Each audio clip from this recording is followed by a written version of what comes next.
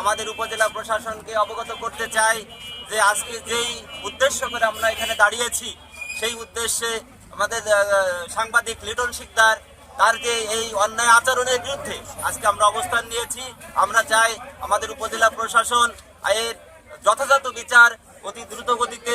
আজকে তার বিরুদ্ধে আপনারা অবশ্যই অবগত আছেন, গতকাল রাতে তার বিরুদ্ধে একটি মামলা দায়ের হয়েছে কাশিয়ানী থানাতে। তো আমরা আশা করব এই আইনের প্রতি শ্রদ্ধা রেখে এখনো আমরা আছি।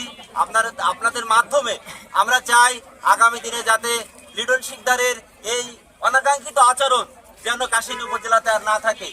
এই দ্রুত গ্রেফতারের দাবি জানিয়ে লিটন শিকদারকে এবং আপনাদের মাধ্যমে এই সংবাদ যাতে সারা দেশে পৌঁছে যায় এই দাবি আপনাদের কাছে রাখি। সে সাথে আমার পাশে দাঁড়িয়েছে আমাদের সহকারী উপজেলা শিক্ষা অফিসার মহোদয়, যারা আজকে যাদেরকে লাঞ্ছিত করা হয়েছে। আসলে আমি একজন শিক্ষক হিসাবে 2006 সালে যোগদান করি, তারপর থেকে এরকম অনাকাঙ্ক্ষিত আচরণ আমার কখনো চোখে পড়ে নাই।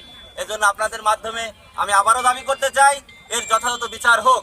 এই আশাবাদ ব্যক্ত রেখে বাংলাদেশ প্রাথমিক শিক্ষক সমিতির পক্ষ থেকে আবারও আমি দাবি জানাই, সভাপতি হিসাবে এই বিচারের ন্যায্য দাবি আদায় না হওয়া পর্যন্ত আমাদের এই সংগ্রাম চলবে ইনশাআল্লাহ।